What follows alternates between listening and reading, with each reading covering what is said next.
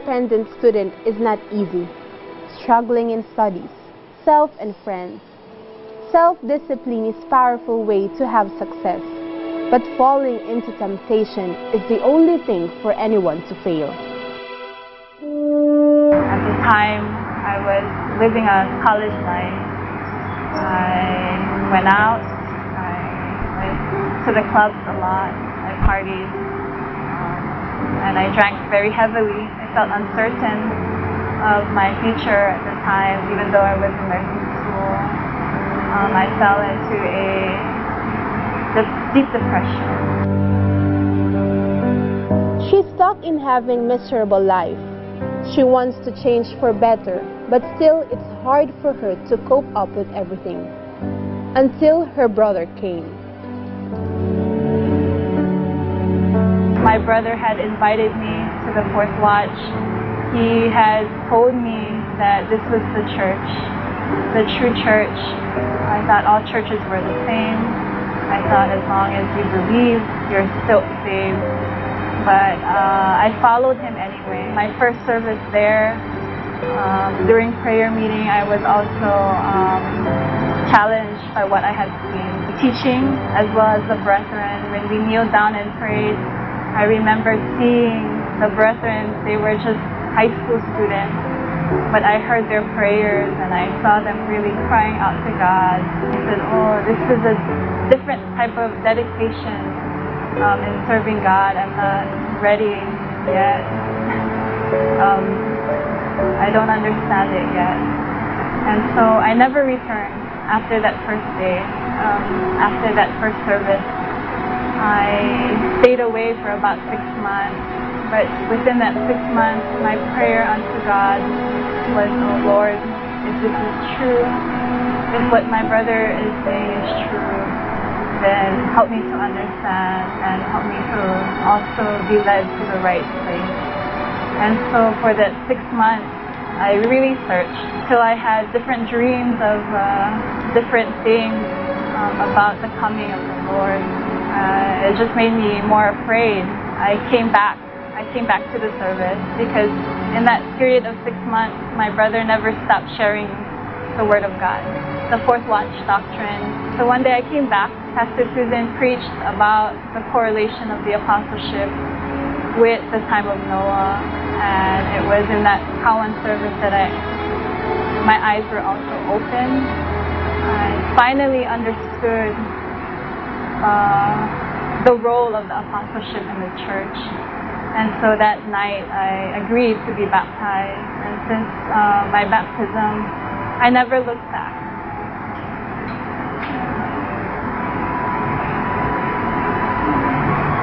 I never looked back anymore. I knew that where I was in the right place. So when I graduated nursing school, my prayer was also for the help of God to help me to pass my NCLEX.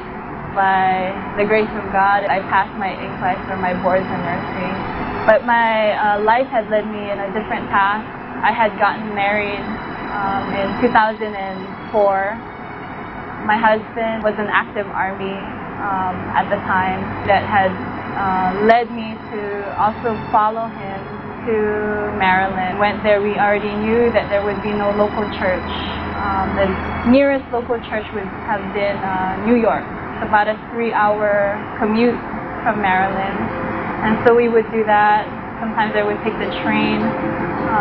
This was our sacrifice just to be able to be part of the service there. At the same time, we also continued on in the giving of our tithes and offerings. We were gone from Hawaii for 4 years. So in this period of time, my prayer unto God was, Lord, take us back to Hawaii. This is where our faith grew. That's where we wanted to also continue on. Because we were so far from the church, God answered our prayers and led us back to Hawaii. The Army had stationed my husband back to Hawaii.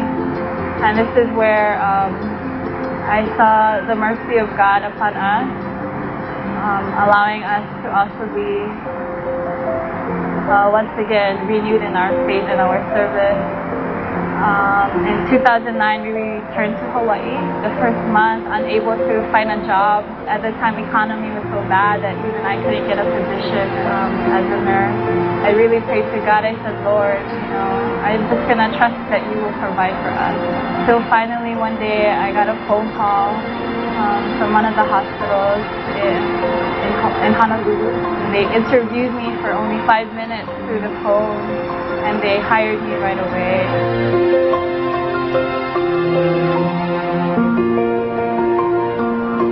Brother Stephen and I were able to attain our own home. The Army said, oh, you have to move again. You have to leave Hawaii. And I made the decision at the time. I said, Brother Stephen, I'm going to stay behind and you go. And so he went to Louisiana. He lived there for 2 years. I stayed behind with our 2 kids. They were very young, 3 and 5.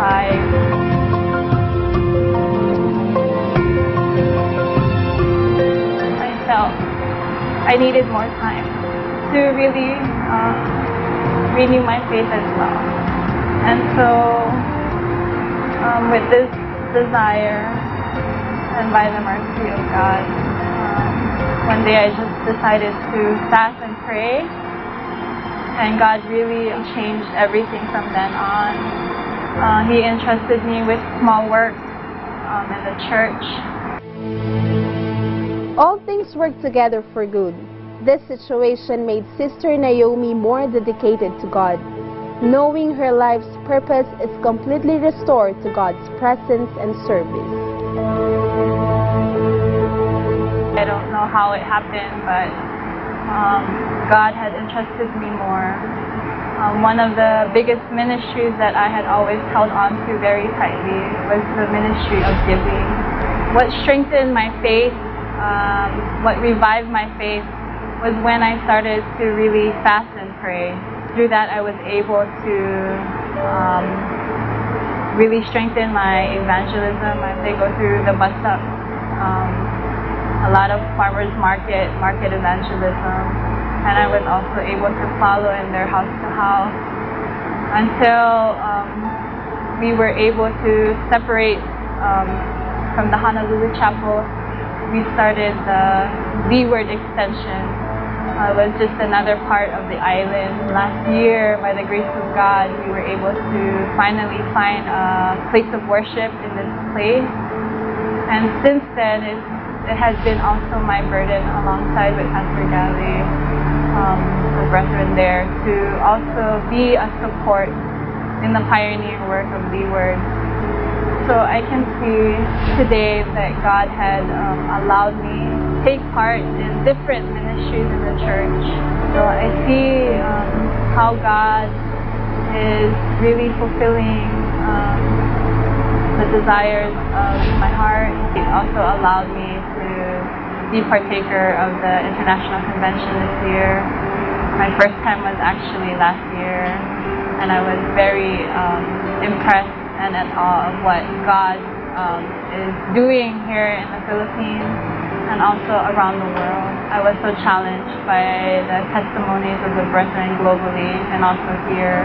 That's why I really wanted to seize the opportunity to attend again, knowing that this would be a time that I could also capture once again the blessing of being part of this gathering. The apostle had always been an example, always influencing the way we serve God through his testimony, through his humbleness and obedience. We also remember, the time is near, Christ is coming soon. We're reminded that there's no more time. We are in the time where we really need to offer our best, and that's what we always are reminded of, and what encourages us to always continue on. Whatever we can do, we do the best that we can for God. I'm also thankful for the Apostles' vision to go and preach the gospel, because it's through also the obedience of my brother to share with me, to continually share with me that I was also saved. We are pioneering the work in Leeward. that the burden of also bringing souls to God. I saw how some of the new brethren are also, their life is also being changed, and I also desire to see many more have that experience as well. The world has enough women who is popular, famous and fortunate, who is too tough to beat its challenges.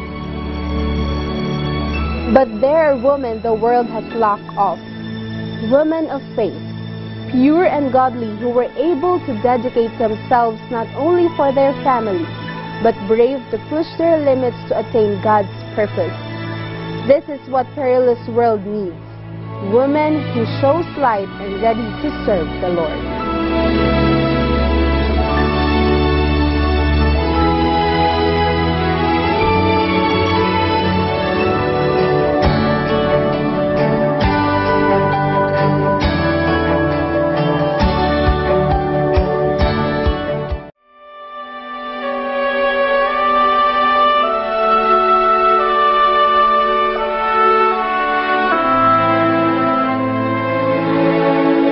Maglilingkod sa Panginoon habang may buhay. Ito ang panata ng kapatid na Nati. Mahigit 28 taon na ang lumipas magmula nang makilala niya ang tunay na pananampalataya sa pamamagitan ng Pentecostal Missionary Church of Christ in the Fourth Watch. Ay hindi man lang natinag ang kanyang pananampalataya at paglilingkod sa Panginoon. Noong pong 1977, kami napunta sa dako ng Udyungan, Romblon. Kami dumayo roon ng pamamalakaya. Sa kabutihan po ng Diyos, na ang ating kapatid na si Pastor, sabi niya sa akin, kami po ay mga mangangaral ng salita ng Diyos. Tayo muna po ay mag-Bible study. Ako naman talagang maibigin sa salita ng Diyos. Sa madaling salita, sila ay nagpataw po sa akin at sila naman ay aking tinanggap ng masaya. Ako talagang umiyak. Panginoon, patawarin mo po ako. Nagkasalan. Noong ilang araw nang sila ay nagba-Bible study sa amin, ako ay kanilang tinanong. Sister Nati, napagpasya niyo na po ba na magpabautismo? Nagtatanong sila, Pastor, at bukas dadaan sila dito kung kailan daw tayo magpapabautismo. Ako nga unang pangangalap pa lang, gusto ko na magpabautismo. Ibang-iba kanilang turo. Kung ikukumpara mo sa ibang mga misyonero pupunta dito sa atin. O siya, bukas, sama tayo sa kanila. Doon tayo magpabautismo. Ayaw po, Pastor, bukas magpapabautismo na po kami. Praise the Lord, biyaya ng Panginoon, nakapagpasya po kayo magpabautismo. Siyempre po, talagang galak na galak po ako. Kung kami wala pa sa ganitong pananampalataya, hindi ko po nalalaman kung kahalagahan ng maglingkod sa Panginoon. Hindi ko po nalalaman ang kahalagahan ng araw ng linggo, dapat yung gumanap ng kalooban ng ating Panginoon. Basta ang damdamin ko noon, masunod ko yung aming gusto, makapaghanap buhay ako, tawagin ng Panginoon sa paglilingkod, talaga pong nasupil ko po yung aking sarili. Aking pong nagagawa yung kalooban ng ating Panginoon. Kaya noon, nung kami ay makapagpabautismo, sinabi ko kay Pastor, Pastor, bakit po ako ay merong narinig sa inyo na meron sugo, yung sa pananampalataya, ano po ba ako yung sugo? Yung pong sugo, sabing ganyan, yung po ang nagpapaliwanag na ang salita ng Diyos ay dapat nating sundin. Sabi kong gano'n. Di sige ho, Pastor, saan ho naandoon sila? Saan ho yung sugo natin? Asa ko ano sila, nasa Marikina. Hindi naman nagtagalan.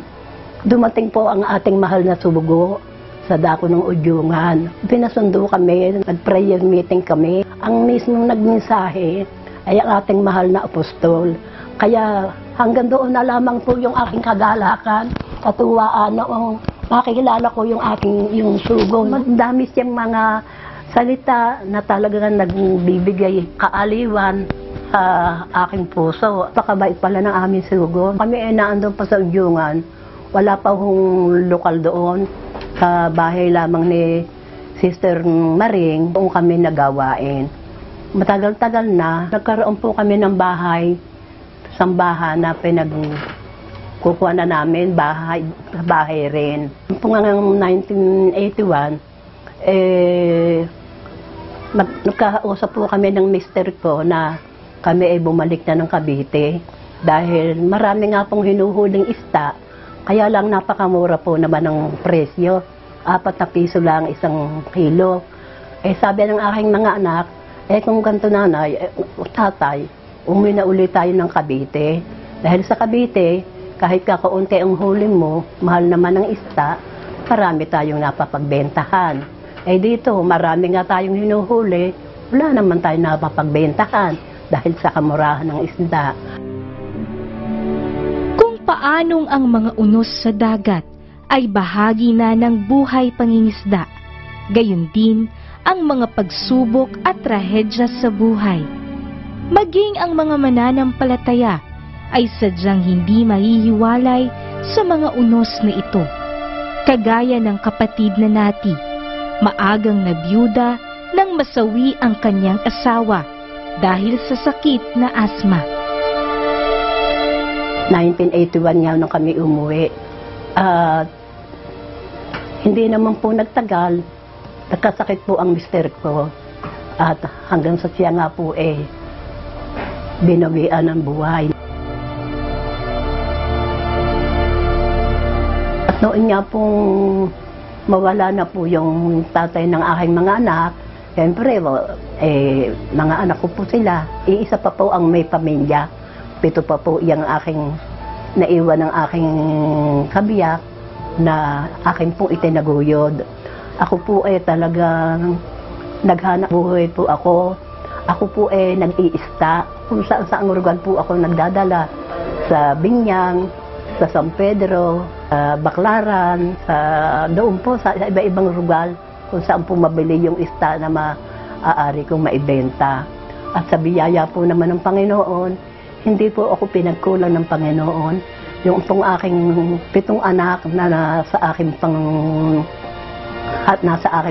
kakayaan, talagang hindi po sila nakaranas ng sila nagutom, ganoon.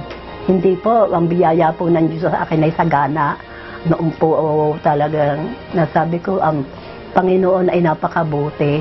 Kung wala man po akong katuwang sa paghahanap buhay para sa aking mga anak, sapat naman ang biyaya ng Panginoon na ibinibigay sa akin. Papasalamat sa Panginoon. At meron po akong mga anak na talagang nagmamahal sa akin. At lagi nilang sinasabi, Nanay, magpahinga na kayo. Kitang-kita namin, Nanay, na noong si tatay mawala, kayo ang talagang nagsakripisyo sa pagbubuhay sa amin. Kahit na mag-isang itinaguyod ng kapatid na Nati ang kanyang mga anak, ay pinalaki naman niya ang mga ito na may takot sa Diyos. Dahilan upang ang kanyang panganay na si Yoli ay lubusang magpagamit sa ministeryo bilang ministro ng Panginoon. Ang mga ngaral po dito noon, si Pastor Chris, pag kung po yun hahayo, ako po niyayakag at minsan kami nagkakatatlo. Kakasama po kami sa paghayo ni Pastor Chris.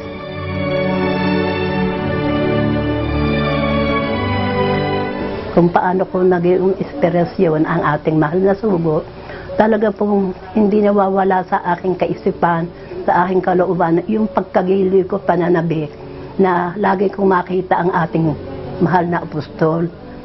Ganoon po, lalo na po minimensahe ng ating mga pastor na talagang ang ating mahal na sugo talagang hindi natigil ng paghayo para magawa niya yung kalooban ng ating Panginoon. Kaya, minsan nga sabi ko nga ako ay may kahinaan.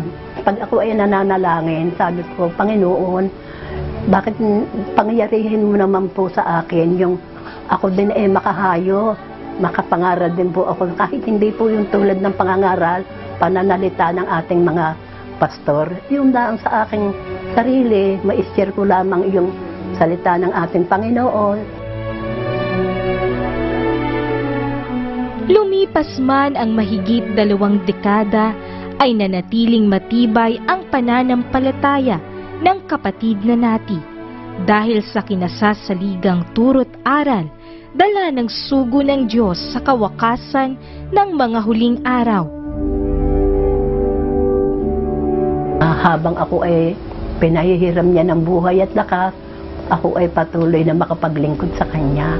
Napakasarap ang maglingkod sa Panginoon dahil nga po kung mayroon kang yung konting problema, konting pangkuwan, makalapit ka lang sa ating Panginoon, maipanalangin nyo, parang umaalwa na po yung ating damdamin, yung ating kalooban, nagiging payapa yung ating kalooban, nagiging payapa yung ating isip, pag tayo ay nakapanalangin sa ating Panginoon. Kaya sabi ko, apakasarap, apakabuti ang maglingkod sa ating Panginoon.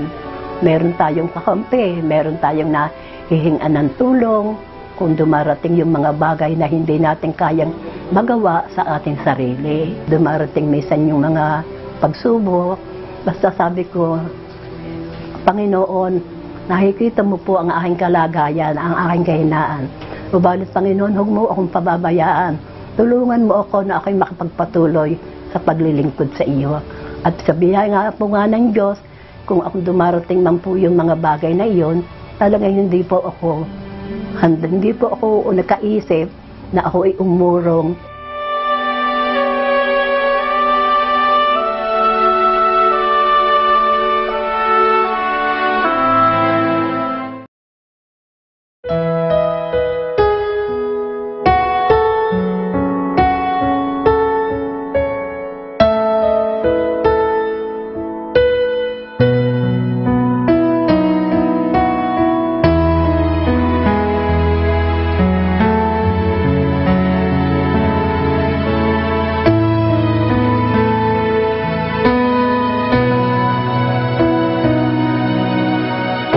Your loving hands has formed and made all of me. So help me understand your purpose in my life. Let me see the greatness of your calling. As I draw myself near to you, I surrender everything that I am. And now I can say, is that your will be done? Let your will be done. Let your will be done for you